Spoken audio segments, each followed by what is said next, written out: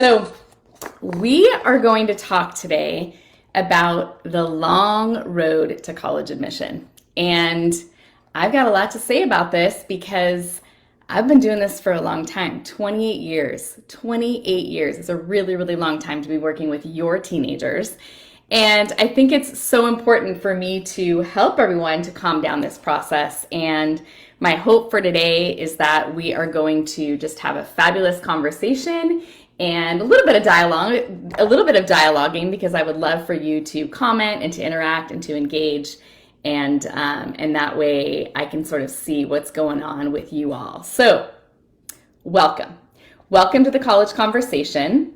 What I would love for you to do first, as always, is to let me know, are you a newbie, are you a groupie? If you are brand new around here, you've just come, you've never seen any of my Facebook Lives before, I want you to put newbie. And if you've been around for a while, if you've done my TAF, the admissions formula course, pop that in there. If you just a groupie because you've been watching all these Facebook Lives, I love that as well. And go ahead and drop that in so that way I know who's tuning in here. So again, we're going to talk about the road to college admission and how darn long it is. And what I want to tell you is that when I say that the road to college admission is long, I'm not necessarily referring to time. Meaning, I'm not saying, well, if you're one of those parents that sort of starts things in 8th or 9th grade, then oh boy, is the process long. That's not what I'm talking about today, and I'm actually going to flip that mindset on its head today like I enjoy doing with you guys. But I'm not referring to time. I'm referring to all of the emotions, all of the things that come up for you, all of the things that come up for your teenager as you go through this process. Whether you are one of those, I think, really smart parents starting on the early side of 8th to 9th grade, or not that you're not smart, but maybe you waited a little bit and now you're in 11th grade and you're feeling a little panicked, or you're just starting it now. It doesn't matter. I'm going to give advice because the road to college admission feels really long because of all the emotion that's attached to it, and because of the five phases of college admission that I'm going to talk with you about today, okay? I don't have to tell you that the process looks very different today than it did back when you went to school. Like, what year did you start college if you went? Go ahead and pop that in the comments right now. It looks very different. There are different pressures. There are different types of achievement.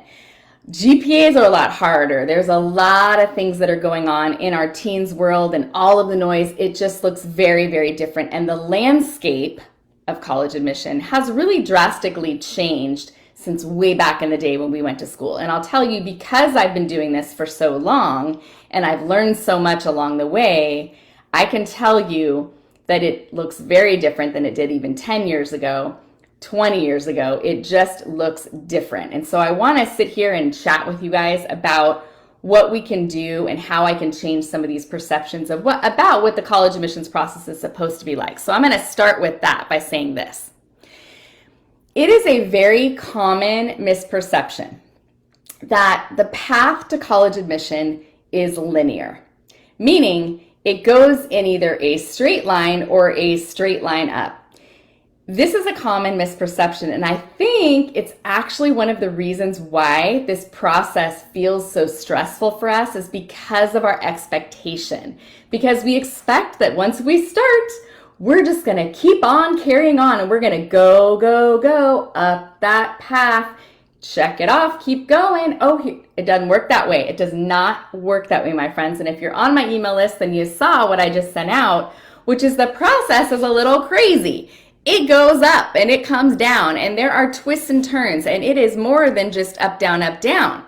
There's a lot that happens in this process where your teen needs to pivot, where your family needs to pivot, where things are happening that change the entire course of what it is you expected and planned. And so there's highs and there's lows, and a lot of it is because you're dealing with a teenager. You're dealing with a teenager that has their own emotions and their own things going on. And if you agree with that because you're in it, let me know. Do this on the post, do this, and let me know that you agree with me on that, because that is the truth, my friends, okay? So I want to start normalizing that, and I want to say to you that I'm going to say I'm in the middle of the end of this process with my own high school senior, okay? And we're not at the end part, even though she's finished with all her applications. She did those a while ago, and we already have, she already has some fantastic, college admissions acceptances, but we're not at the end yet. There's more that's happening because there's a lot of emotion that's going on right now, and it makes the process feel even longer, okay? Even for the highest of achievers, even for the box checkers, even for the students that do it all and feel they're doing it all right, that process is still not linear, and it's still not you follow the steps in order to get there, okay? It's not as easy as ABC because there's a lot of different nuances for this, and this is what we're going to talk about. So I want to start by explaining to you that there are really, actually the other day I posted in our Straight Admissions Talk Facebook group that there are four phases of college admission. And then I started thinking about it, and my daughter started doing something, and I went, you know what? There's actually 5. And so we're going to talk about the 5 phases of college admission. And what I want to say is this. We're not going to talk today about the college list. Why are we not going to talk about the college list, even though it is the most important part of the process? Because I have an entire masterclass for you called Setting the Stage to Build the Perfect College List.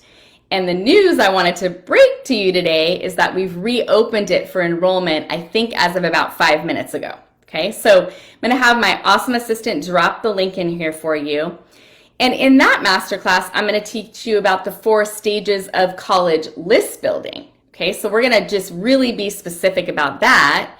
And we're doing things a little bit differently this time. So for those of you that have attended it and enjoyed it, put some comments in there right now so people know about this masterclass. But we're doing things a little differently this time. We are actually going to run a private free pop-up Facebook group that's going to open on Sunday, and it's called the College List Formula. It's a free private Facebook group, and it really is intended for the parents who are going to attend this masterclass. Not just sign up for it, but you're planning on going, you're planning on watching this thing live.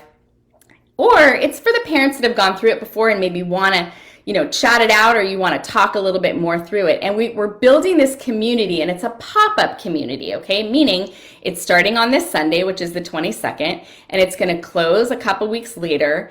And we are going to really prep you, and we're going to help to get you pumped up for the masterclass. We're going to get you some information to really start building your confidence right away, so you don't necessarily have to wait for the masterclass to get some pieces that are going to help you. And it's called the College List Formula. So I'm going to make sure that we pop that in here as well, so that way you can all join. And like I said, it really is for the people who are want to think about college list building. We want to start building your confidence. That's the focus of the group, okay? You should be in Straight Admissions Talk as well, but we are really going to be active, really, really active in that College List Formula group. So only join if you plan to participate, you plan to be there, you plan to really get the most out of what you're going to learn in the 2 weeks there, and obviously register for my masterclass. So why am I bringing this up? Because there are 4 stages of college list building. That's a whole nother thing. What I want to talk about are the 5 phases of college admission, because the college list is one piece, and frankly, I kind of think that's the easiest, and that's what I'm going to help you do in this masterclass, is help you to understand that college list building is easy. But all the other stuff, you guys, that's the stuff that it's separate. Like, it's 2 different processes, right? You're thinking about the high school classes, and you're thinking about the testing, and you're thinking about the extracurriculars, and you're thinking about building the case for admission. That tends to be the stuff that causes a lot of anxiety, and those are the phases that I'm going to talk about right now. So let's get to it. Okay, so what tends to happen, and I'd like to say that these phases, I want to make sure I'm clear on this. There are 5 phases of college admission, but it's not like first you do this one, and then you do this one, and then you do this one. And that's why the college list building phases or stages I'm going to talk about are different in my masterclass. These phases are your students and you on a whim pop in and out of these different phases. And so I'm going to go through them, but I don't want you to think of them as, okay, well, my student's supposed to start here. It doesn't work that way, okay? You start where you are. You are not behind. You are not behind. You start where you are. That is a big belief of mine. But let's start with what I believe the phases are.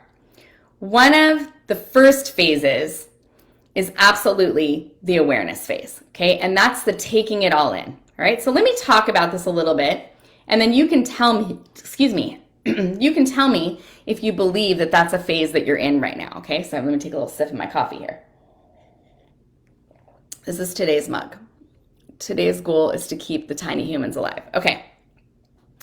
This is the phase where you are getting advice from your peers, okay, from your high school, from your friends, from social media, from blogs, from books, from your neighbor, you're just getting all of that information. How many of you are in that phase? If you're here, that's probably where you are, right? You're in this awareness building phase because you know there's strategies and a system, but you're trying to figure out like which system should you follow? Which path should you follow, right? This is the phase where all of the noise comes in. Some of it is noise that you want to absorb. A lot of it is advice and noise that you want to cut, okay? You're getting all of this information. Guess what? Your students are getting little pieces of the information as well, okay? This is often when you start getting some anxiety because you're wondering, like, is this the right, should I be listening to her? Should I, all of that, right? And it's often the part where you start to get a bit confused, okay? So that's sort of the awareness phase. How many of you are in that phase right now? And I would love to see in the comments if you feel that that's you, and hopefully I can see them kind of at the top. Pop that in right now if that's you. You're in the awareness phase, okay? The advice that I have for you, if this is the phase you're in, is this.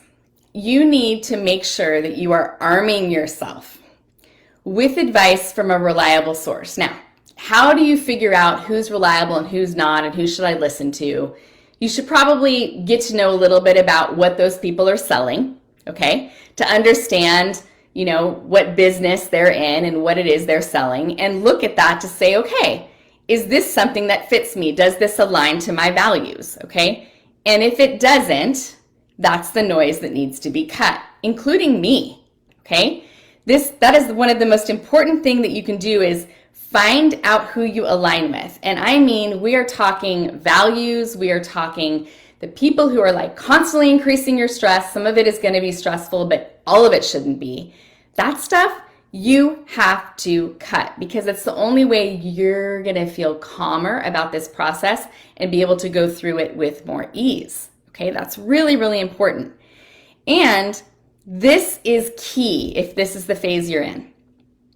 You got to feed your teens information that you're finding in bite-sized, tiny chunks, okay? We get so darn excited when we hear something that we're like, oh yeah, this is going to be so great. And we want to bust into their rooms and we want to tell them what they need to hear.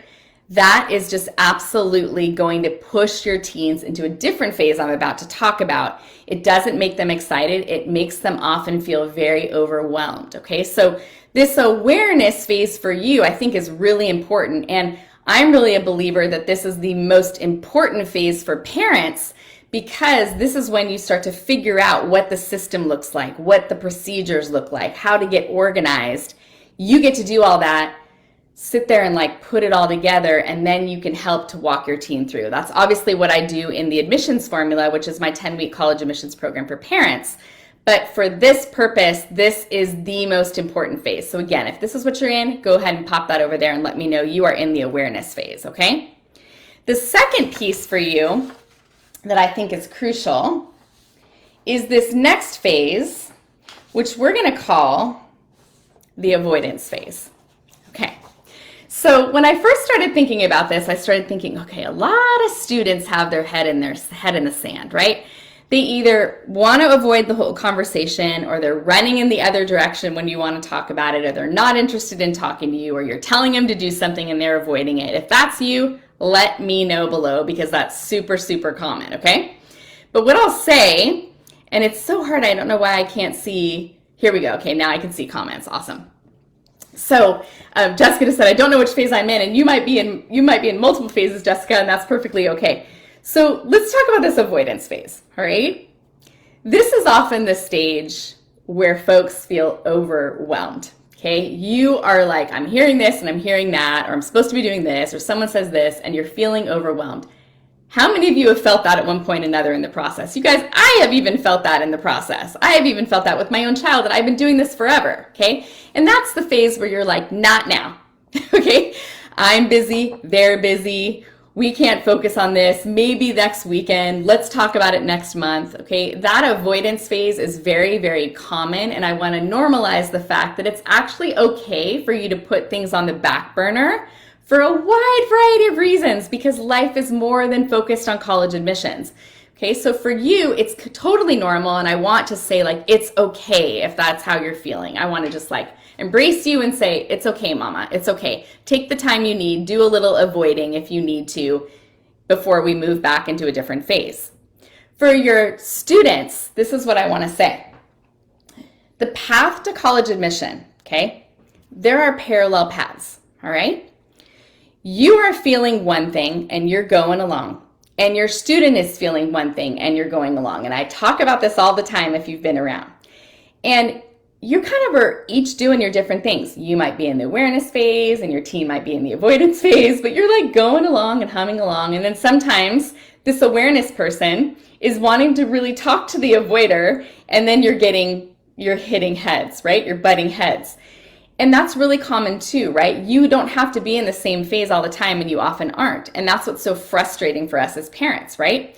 But what can I tell you about the avoidance phase? I will tell you that 99.9% of the time, the avoider is gonna have that turning point moment where they stop avoiding.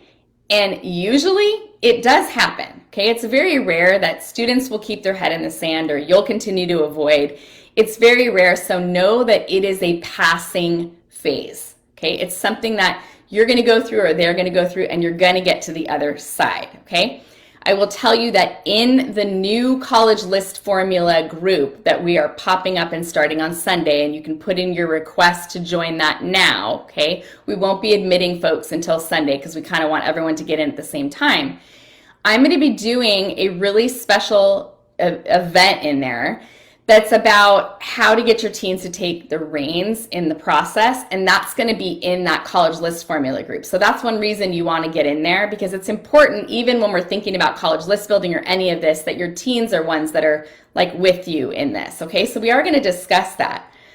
But what happens in that avoidance phase is there comes a turning point, okay?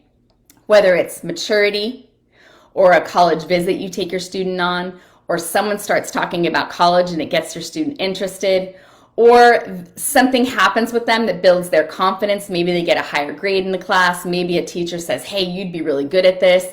Maybe internally they feel great. Maybe they watch something where they start to just feel like they can move forward in a major. Whatever it is, there comes that turning point that's sort of their call to action.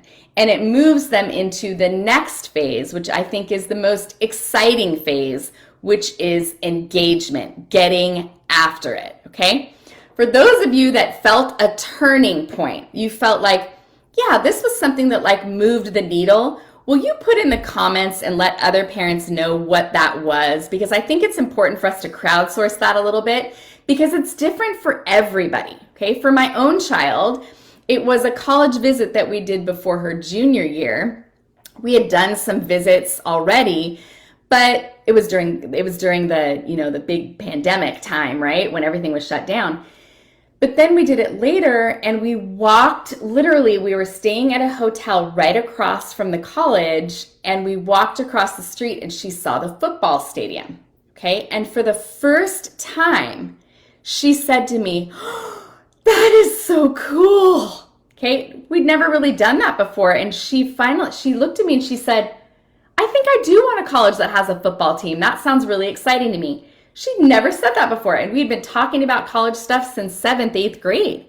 But it was a turning point for her, and it got her excited to look at other colleges that are good with school spirit. So there's something usually that helps to make the student pivot. Our job as parents is to find those moments, to find those turning points, and to lead them to water, okay? And in my masterclass, I'm going to talk about that a bit. We're going to talk about the things that you can do to keep the conversations fun and light in order to keep your teen motivated, okay? But in that engagement phase, this is where you're sitting down and you're calendaring the deadlines, you're making sure that there are milestones that your team can reach for and that they're meeting them. There's sort of like assignments of sorts that your student is doing in order to check boxes, okay?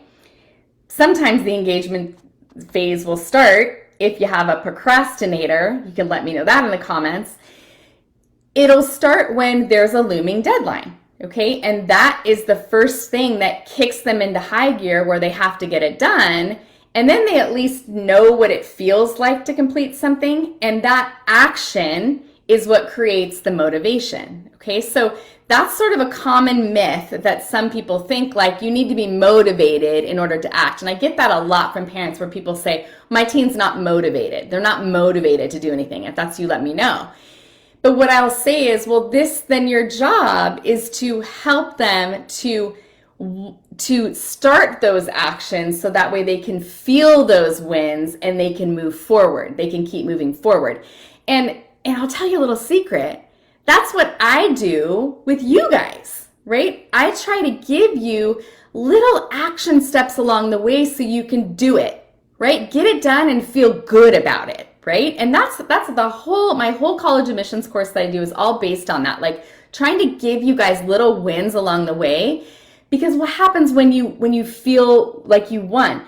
It builds your confidence, right? And so this engagement phase is about building confidence, taking some action, getting some things done, okay? And for a lot of students, it is the most exciting time of the process as they move forward, okay? It's the action phase of doing, completing, and moving. And I'll tell you that you can be in that engagement phase, and then you can fall back to the avoidance phase, right? Where like you work and then you're like, I want to take a break, I want to stop, I want to plateau. That's really common. And we get frustrated as parents when we see that with our teens, but how normal is that, right? How normal is that? Think of anything new that you have ever tried to start where it was a little bit hard and challenging and a little bit confusing, and a whole time where you're like, let's do this. No, you go through those moments of self-doubt and am I doing this right? And seeking advice and getting help and stopping and putting your head in your sand, right? So just because your teen is starting to engage, don't have that false belief that it's just going to be like that, right? It's better for us to just recognize that they're teenagers and they might fall back into these other patterns, okay? Then we have the phase that I like to call the indecision phase, okay? This is the phase that's second guessing. They can't make up their decision because there are so many options. They don't know how to cut the noise, right? This is the phase where the paradox of choice happens, where there's so many options out there and they're like, well, what am I supposed to do first? What am I supposed to be next? How am I supposed to start? Okay, so it's a little bit of indecision and it's a little bit of second guessing, and it happens a lot. And if this is you, you can put in the comments right now something that your teen is second guessing, okay? Or they're becoming indecisive about. And this is the advice that I have for you about this, and I want to speak from personal experience here. So again, I'm a college admissions strategist. I've been doing this for almost 3 decades, okay? I obviously know what I'm doing in this department, and I have a teenager who is now a second semester high school senior. She's got a couple of wonderful, very good fit, perfect colleges already in her back pocket, one she's super excited about.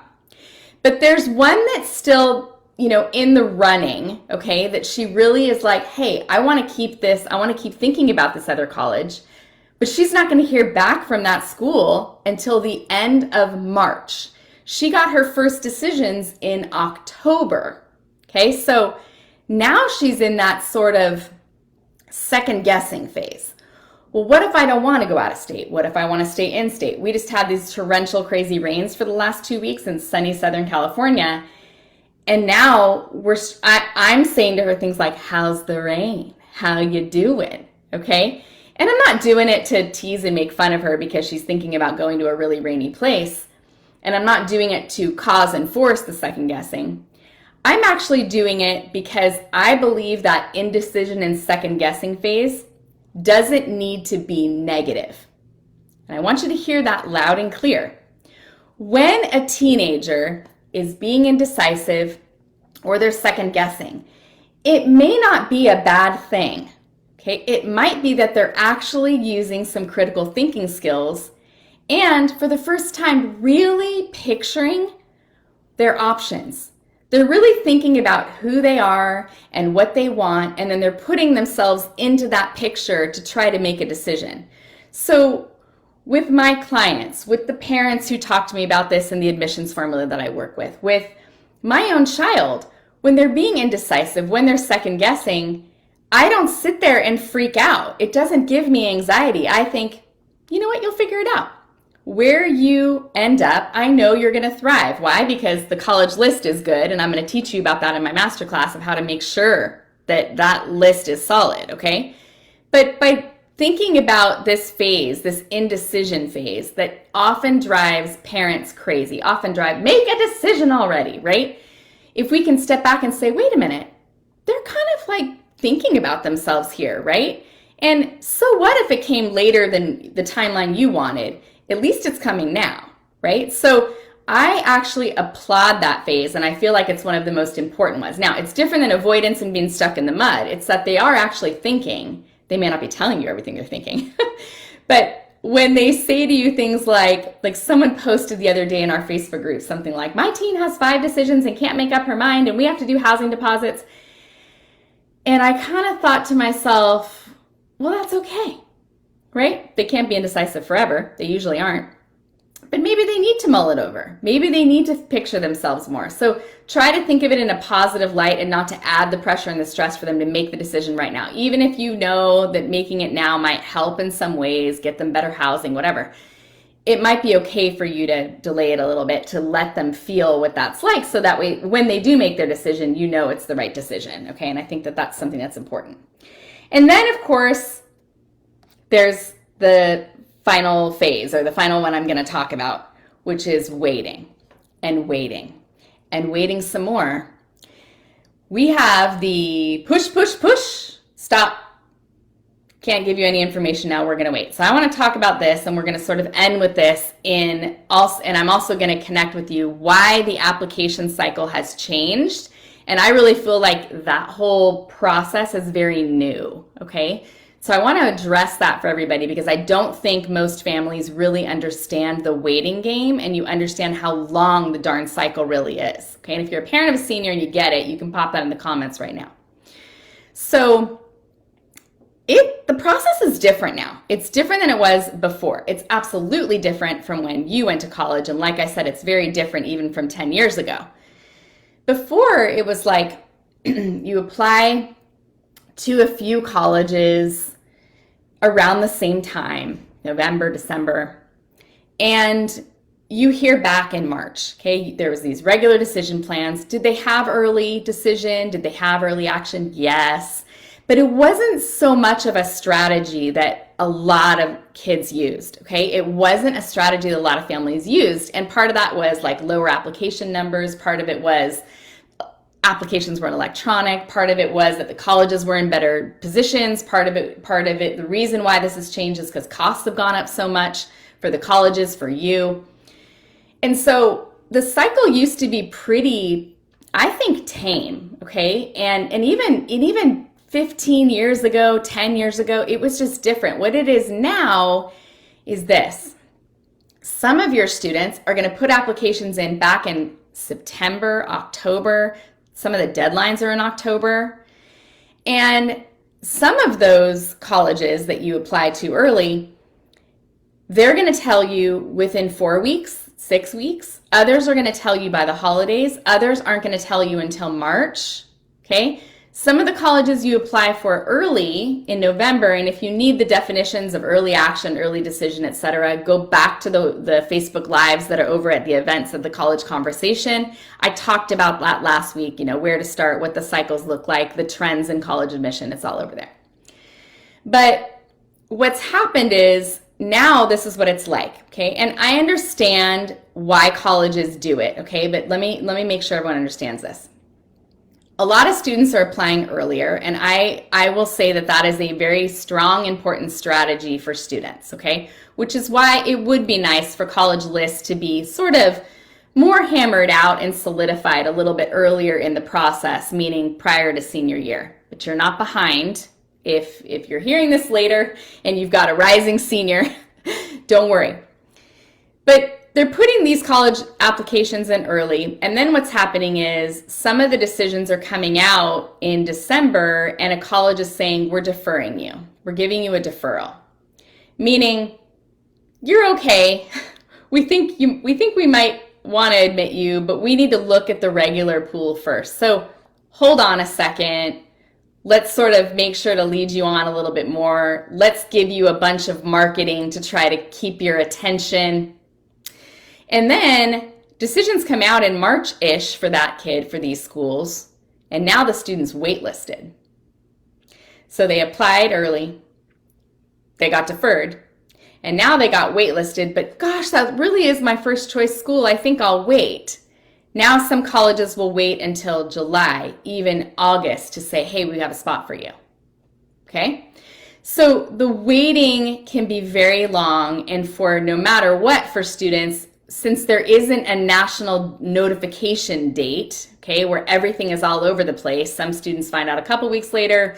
My gosh, my student applied to one college, Kayla applied to one, found out 2.5 weeks later, okay? Another one she applied to on the same day, she found out in the beginning of November, and then one she applied to in late October, she's not going to find out in March, right? So notification dates are all over the place. So the waiting game is long, all right?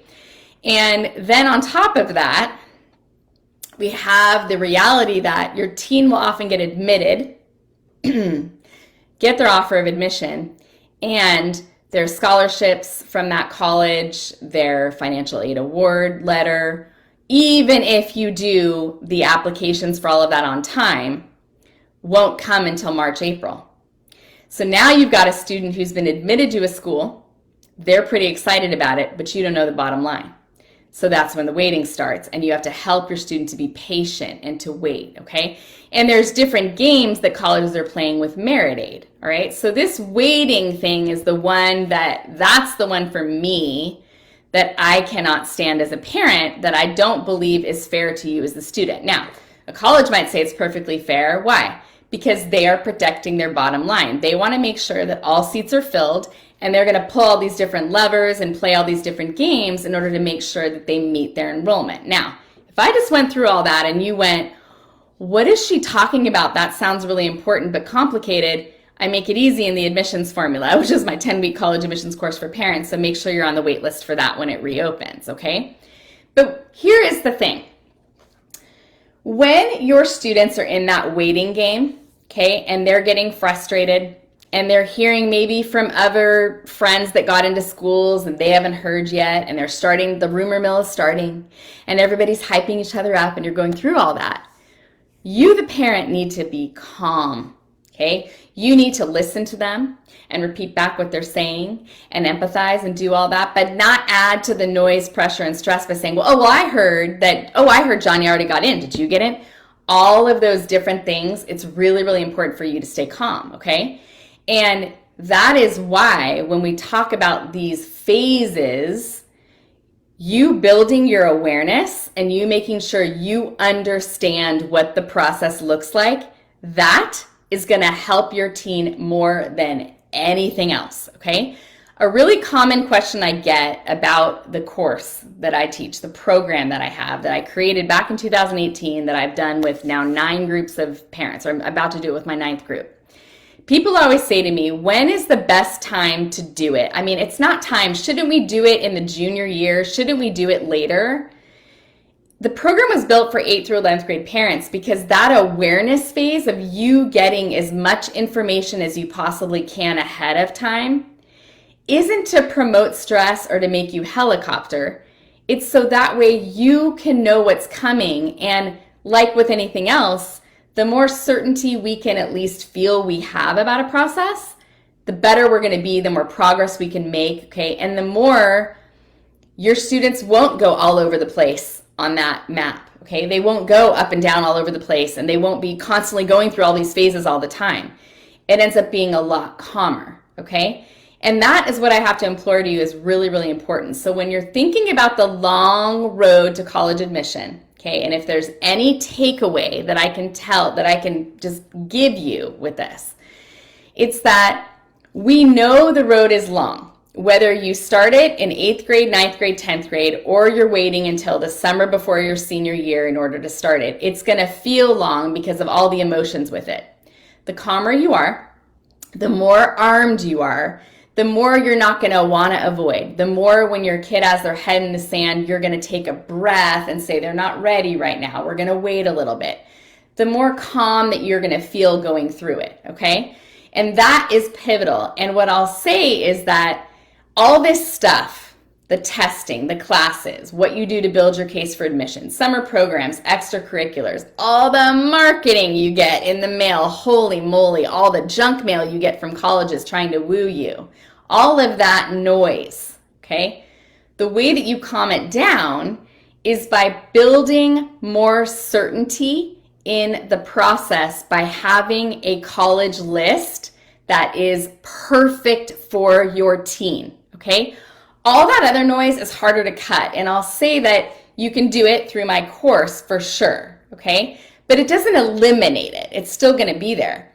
But when I think about my own teenager and the students that I've worked with, the ones who were the calmest in the process, the ones who had the most confidence, were the ones that had the best college list, okay? They're the ones that had a balanced college list.